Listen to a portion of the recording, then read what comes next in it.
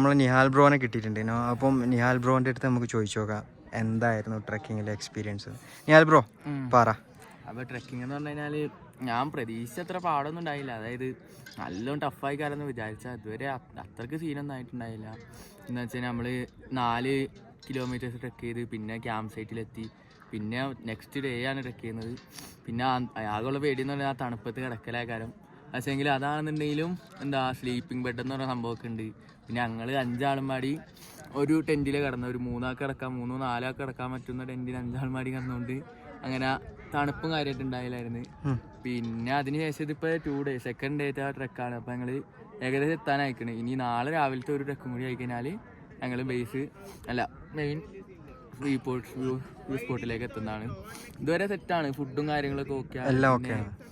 ആകെയുള്ളൊരു ഇതെന്ന് പറയുന്നത് എന്താ, ടോയ്ലറ്റിൽ പോക്ക് അത്യാവശ്യം നീനായ കാരണം അതിപ്പോ ഇത്രയും മേലെ ടോയ്ലറ്റ് സെറ്റ് ചെയ്യാന്ന് പറയുന്നത് ഭയങ്കര റിസ്ക് ആണ്.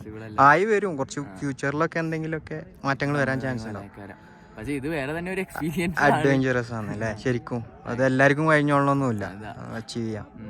അപ്പം ഇതൊക്കെ ഒരു ലൈഫിൽ എക്സ്പ്ലോർ ചെയ്യാൻ പറ്റിയ ഒരു ഇതാണ്, എക്സ്പീരിയൻസ് ചെയ്യാനും. പിന്നെ റേഞ്ച് കിട്ടൂല, അത് തന്നെ ഇതിന്റെ ഒരു നല്ലൊരു ഉപകാരം. എന്ന് വെച്ച് കഴിഞ്ഞാൽ നമ്മളിപ്പോ സാധാ സോഷ്യൽ മീഡിയ നോക്കി സമയം കളയാം, അതിന്റെ ഒന്നും കാര്യമില്ല. എല്ലാവരും അവരുടെ വൈബില് ഓരോരോ എന്റർടൈൻമെന്റ് ആയിട്ടുള്ള പരിപാടികളായിട്ട് ഇങ്ങനെ പിന്നെ ഓരോ സ്ട്രേഞ്ചേഴ്സിന് ക്യാമ്പിൽ നല്ല വൈബാല്ലേ. ക്യാമ്പ് നല്ല വൈബാ, ക്യാമ്പ് ഫയറും കാര്യങ്ങളൊക്കെ ആയിട്ട് പാട്ട് പാടലും എല്ലാവരും.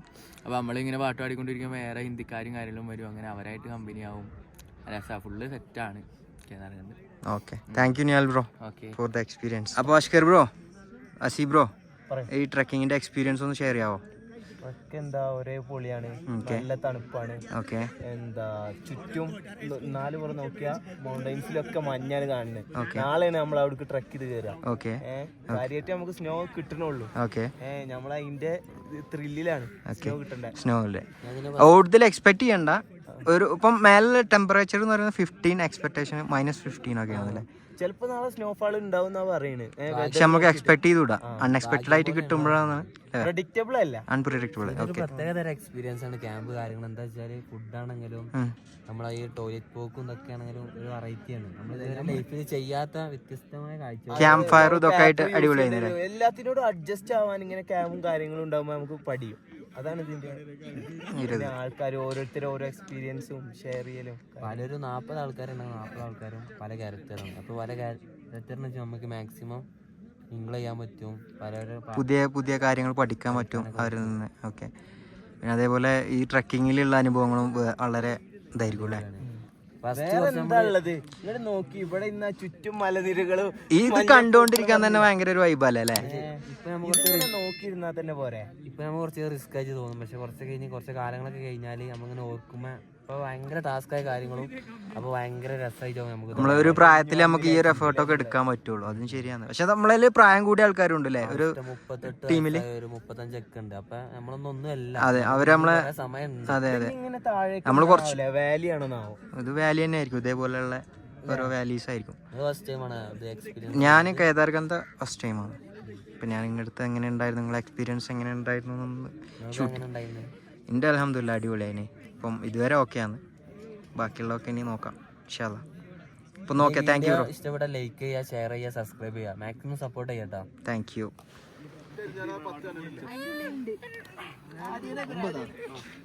പണി കൊടുത്താടാ, നമ്പർ തീരാനായി, അല്ലെണ്ണം തീരാനായി.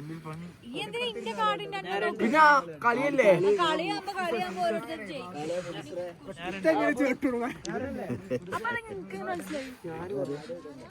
കണ്ടു കൈ കണ്ടു. അയ്യോ ഞാൻ കണ്ട കാടോന്റെ കാർഡ്സ് കളിക്കുന്ന കാഴ്ച.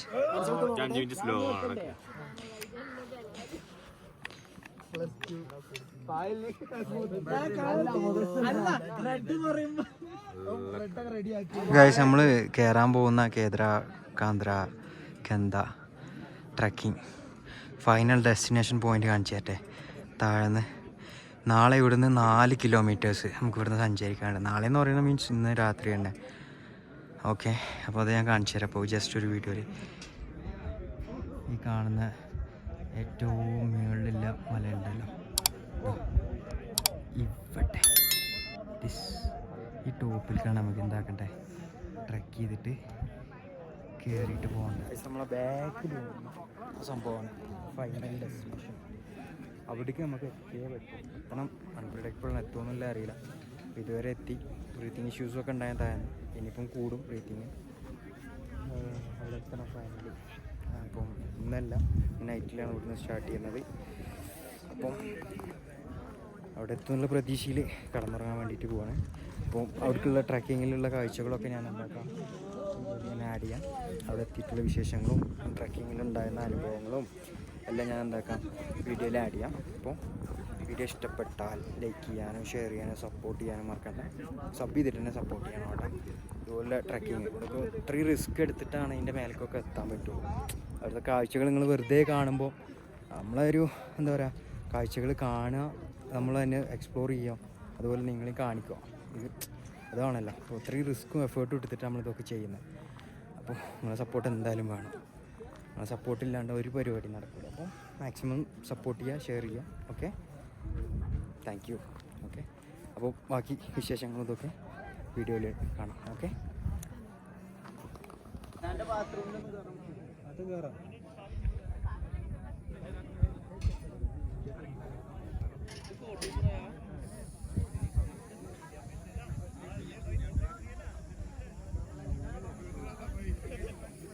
ഇത് ബ്യൂട്ടിഫുൾ വ്യൂ ആണല്ലേ കാണുന്നത്.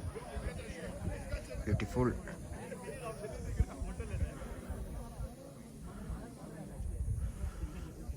ഇവിടെയാണ് നമുക്ക്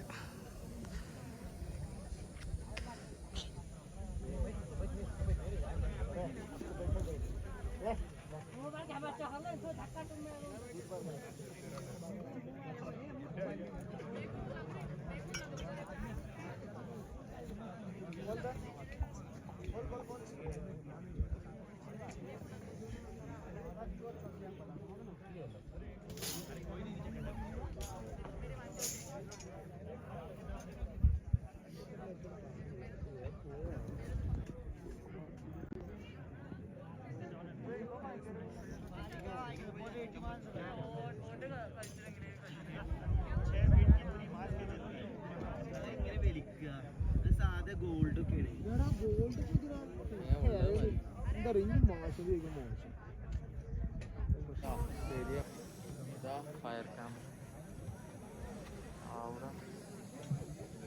ഞാൻ അടുത്ത വീഡിയോ നിർത്താം.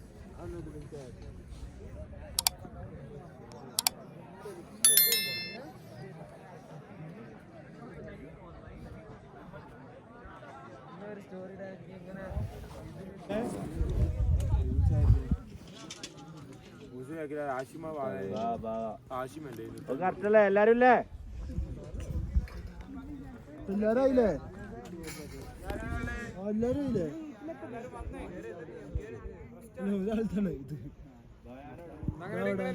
തുടങ്ങി എത്ര നിങ്ങൾ കൺഫേം ചെയ്യും?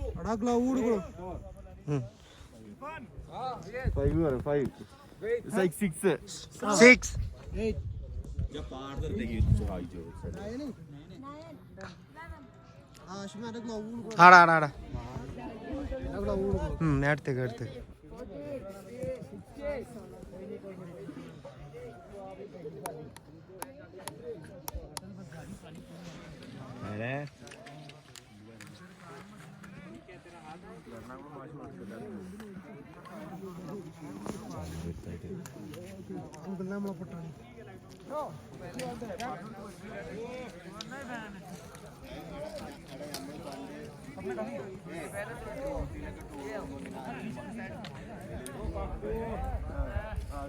അവന്റെ പ്രായം അതുപോലെ സ്കൂളിൽ നിന്ന് ടൂർ പോയാലും ഇതേമാതിരി ഏതെങ്കിലും വേറെ സ്കൂള് കണ്ടാലും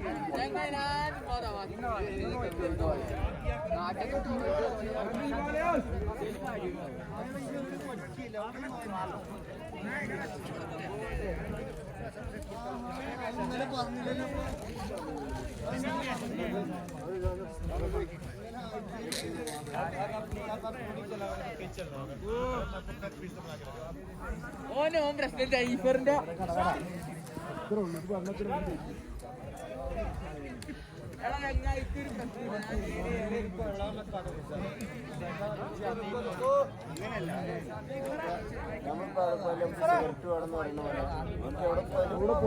ഒരു കണക്ഷൻ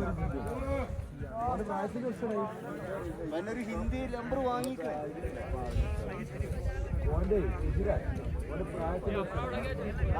നമ്മൾ ചെയ്യാം. വിലയുണ്ട്.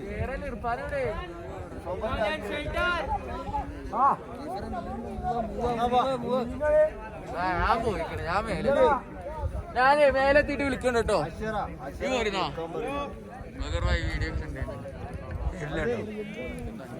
വീട്ടില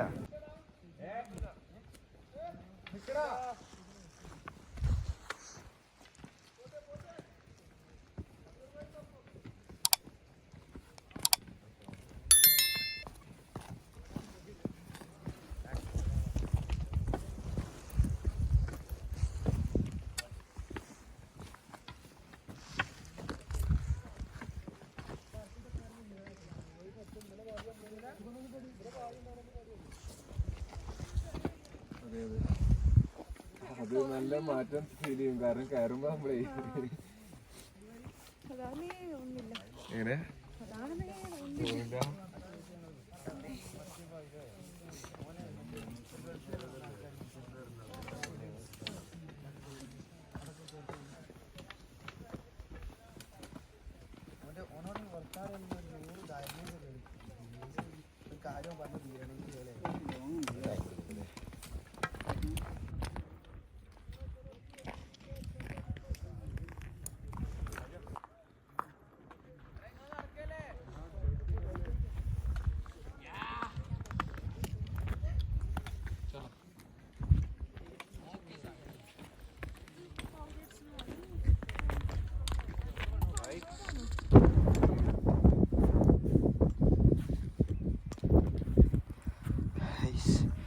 ഇത്രയും മേലെ ഇനിയുണ്ട് ഇത്രയും പോവാൻ.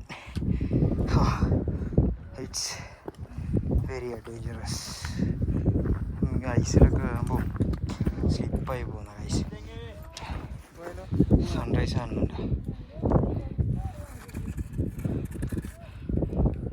അവർ കയറിയോ?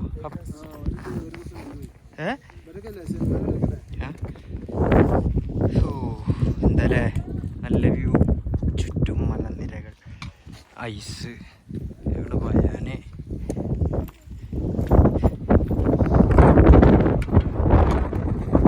ഇങ്ങനെ ഇതൊക്കെ കയറിയില്ലേ? ഞാൻ രാത്രി ആയതുകൊണ്ട് കയറിയതല്ലേ. ഇത് താഴത്തേക്ക് എങ്ങനെ ഇറങ്ങുന്നതല്ല. ഇവിടെ കിടന്ന് മരിക്കുകയാണ്. രാത്രി അറിയാതെ കയറിയതാണ് ഗായ്സ്.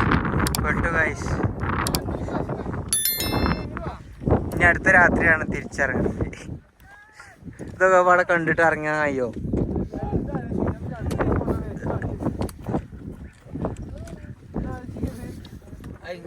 സബ്സ്ക്രൈബറാണ്. അവിടെ കൈയൊക്കെ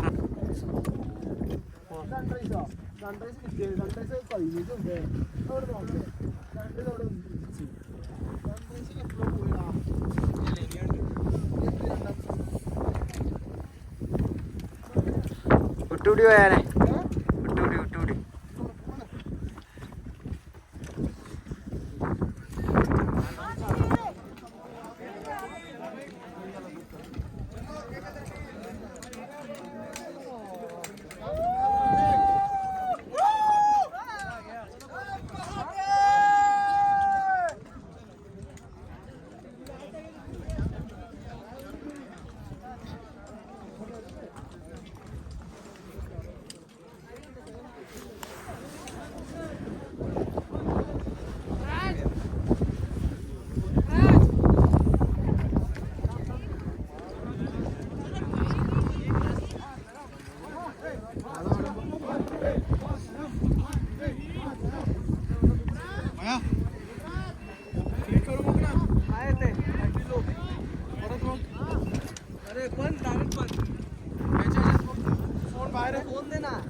माझा मी 8 ठेवला. 8 ना किती वेळ लागतो त्याला विचार ना. अरे फोन बाहेर आहे.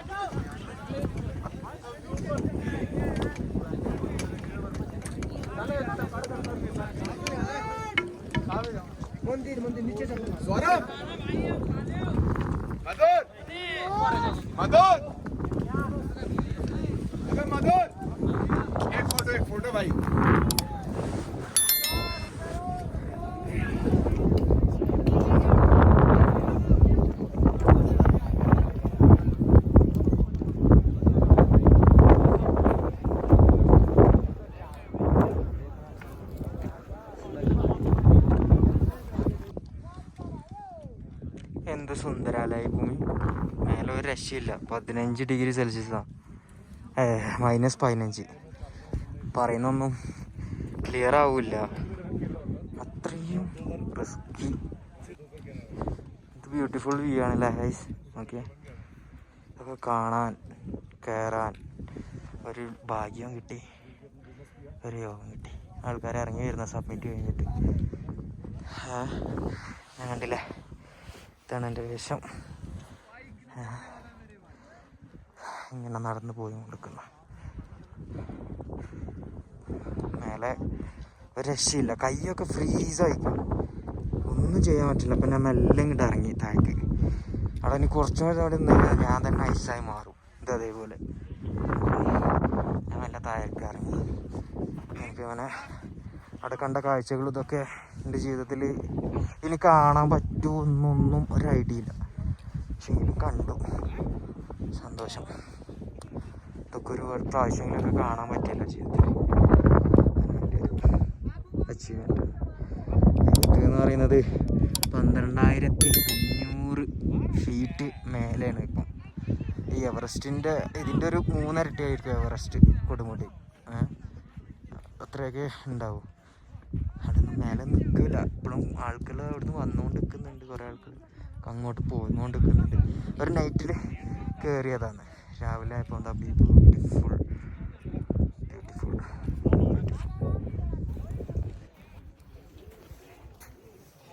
ഓ അല്ലാ,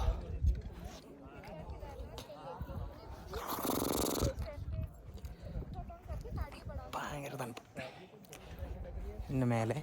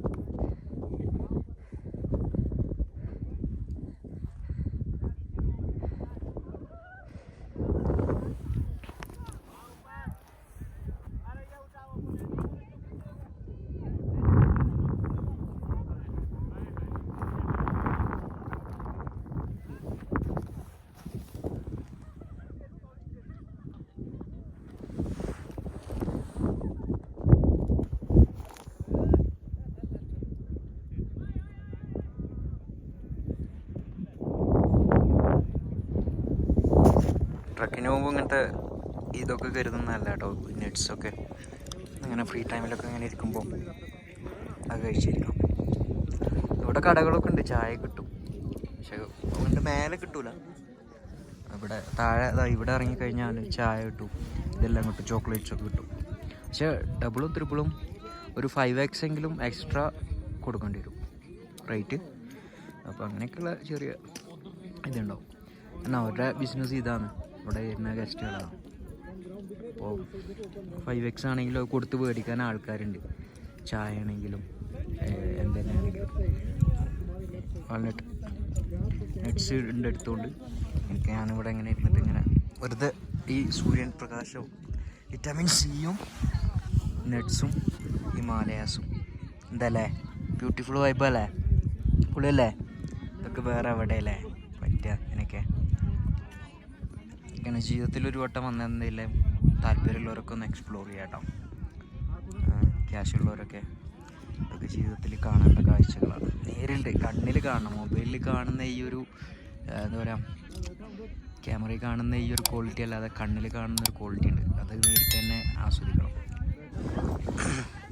നമ്മൾ റെസ്റ്റ് ചെയ്യുന്ന പ്ലേസ് ഒക്കെ നന്നായിട്ടില്ല. ബൈക്കിലൊക്കെ ഫുള്ള് മഞ്ഞും ഇതും. ആ സമയത്ത് ഞാനിങ്ങനെ എന്ത് ചെയ്യുക, ഇങ്ങനെയൊക്കെ ട്രക്കിങ്ങിനൊക്കെ വരും. നട്ട്സൊക്കെ എടുത്തിട്ട് അങ്ങനെ കഴിക്കുക. നട്ട്സ് കണ്ടിട്ട് പിസ്ത, ബദാം അങ്ങനത്തെ ഭക്ഷണങ്ങൾ കഴിക്കുക. കഴിക്കാൻ നല്ല ഭക്ഷണമാണ്. പെട്ടെന്ന് ഡയറ്റ് ആവുകയും ചെയ്യും. പെട്ടെന്ന് എന്തില്ല, കൂടുതൽ സീനില്ല. മറ്റേ അരി ഭക്ഷണം ഒഴിവാക്കുക.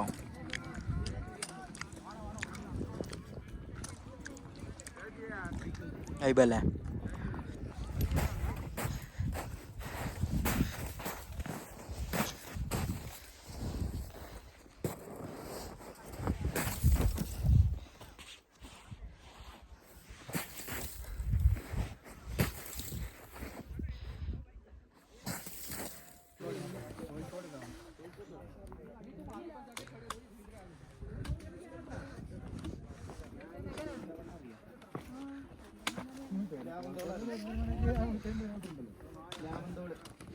സെക്കൻഡ് ഇയർ അല്ലേ അവിടെ കൊറേ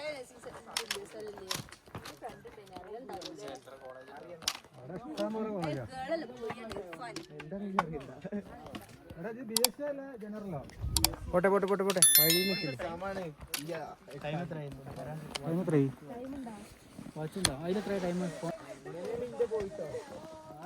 നിങ്ങൾ നടന്നാണ് മുന്നിക്ക് അവിടുന്ന് പോയില്ലേ വണ്ടി ബസ് തുടക്കത്തിൽ തുടങ്ങുമ്പോ തന്നെ നിൽക്കുമ്പോ തന്നെ താഴത്ത് വീണു.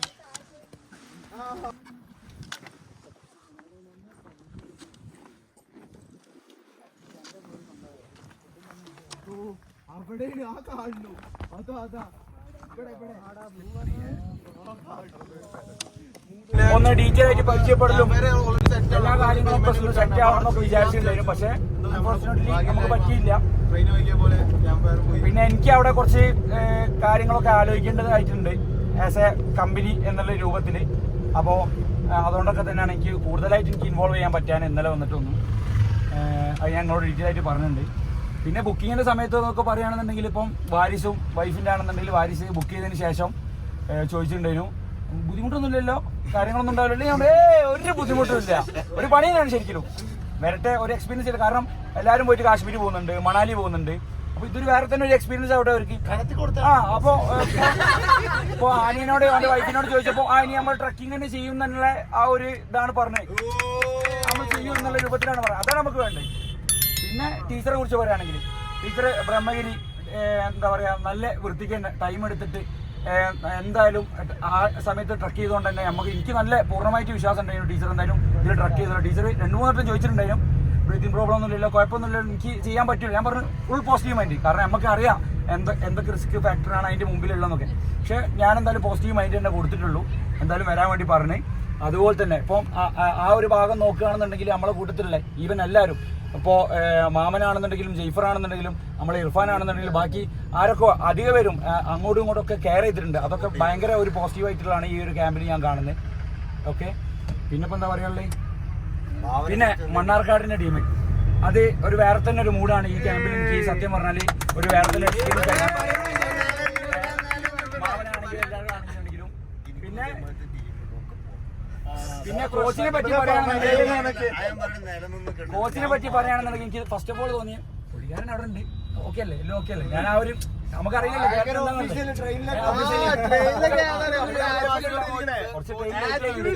ആ ഒരു രീതിയിലാണ് കണ്ടത്. പിന്നെ അങ്ങോട്ട് ഓണായി നമ്മളൊരു മിനിറ്റായി കഴിഞ്ഞപ്പോ പുള്ളിക്കാരൻ തന്നെ നമ്മളന്നത്തെ ആ രാത്രി ഫുള്ള് ഓണാക്കി സെറ്റാക്കി തന്ന് ഇറങ്ങി തിരിച്ച് ഫുൾ റെഡി ആക്കി തന്ന് നമ്മളെ വൈബിലേക്ക് വന്ന്.